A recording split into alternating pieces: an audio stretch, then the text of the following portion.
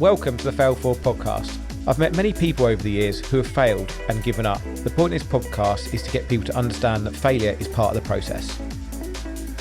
Welcome back to the Forward Podcast.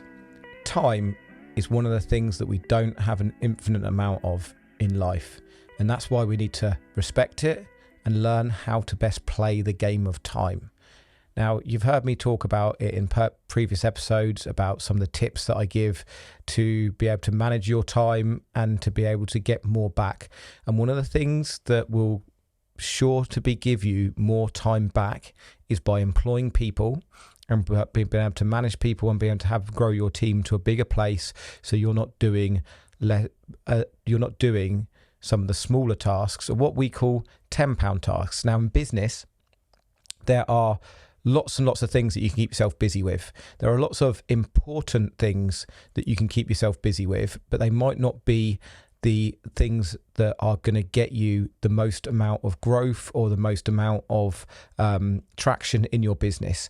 And what I mean by this is we can keep ourselves busy with answering the phone, picking up emails, sending DMs, writing out sales proposals, different things within your business. There's lots of things that will keep you busy, but that doesn't mean that you're necessarily the best person to be able to do these. There are what I would call, or Nick James, who's one of my mentors, would say, £10 tasks. And the quicker you can move away from the £10 tasks to be doing the £1,000 tasks will mean that you'll get closer to your reaching your goals. As a business owner, you are one of the leading people, as we talked about one of the previous episodes, to do the sales in your business. That's a £1,000 task, especially when you're starting out. It might not be, but as you go on, it might turn into a £100 task as you get to then be able to get a salesperson into that role. But one of the things to really remember is that you don't want to be doing all of the £10 tasks. Now, when you're starting to build a team and trying to justify what you do and what you don't do, I've got an equation which really helps you understand how you can do this. And that is, first of all, that you've got to ask yourself, is this the best use of my time? And to be able to give that more context, you then need to be able to understand what your time's worth. So, for example, if you want to, and this is always that when I ask people, how much money do you want to earn a month? Most people say 10K. Like, that just seems to be, I mean, you might already be earning 10K and you want to be earning 50K, but let's just keep things simple. You want to earn 10K a month and you want to work 30 hours a week. These things might not be where you want to be now, but most people want to work 4-day weeks or 3-day weeks. They want to work 30 hours a week and they want to earn £10,000 a month. 120 hours a month, that works out to be. So if you take £10,000 and divide it by 120 hours, that comes out at £83.33. So that is your hourly rate. That is the hourly rate of it's costing you every day in your business.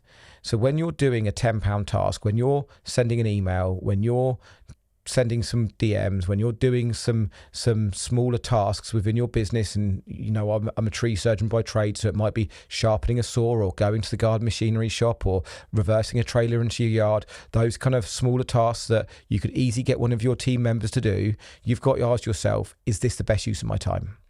Once you start to understand the value of your time, it might be £100 an hour, you might want to earn 20, 30, 40, 50,000 a month, so you might be £200-300 an hour.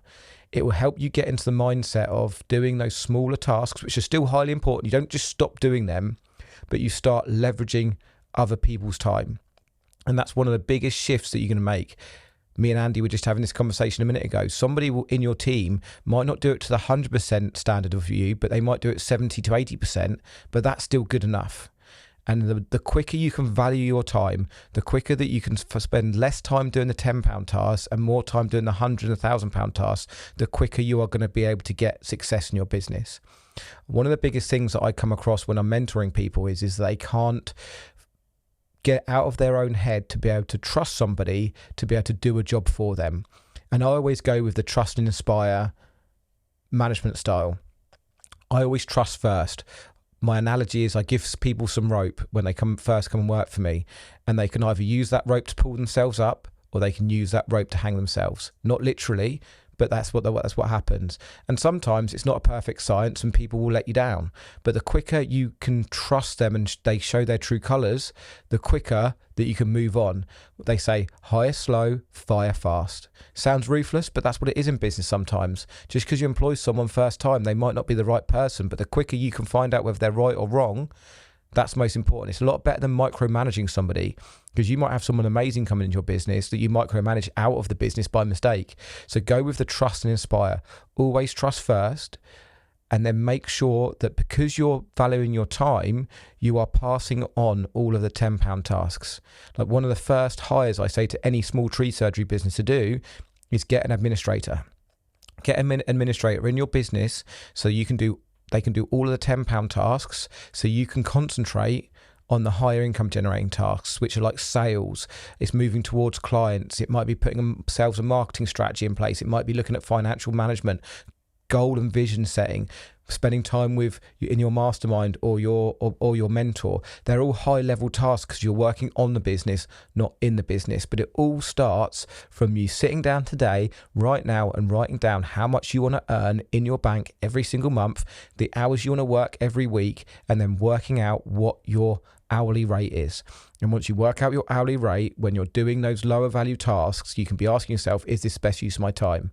And you're not just going to be able to maybe employ someone tomorrow, but start writing down those tasks. And when you first employ somebody, that is the first list of tasks that you can give them, and start to trust people to be able to do things. Trust, inspire.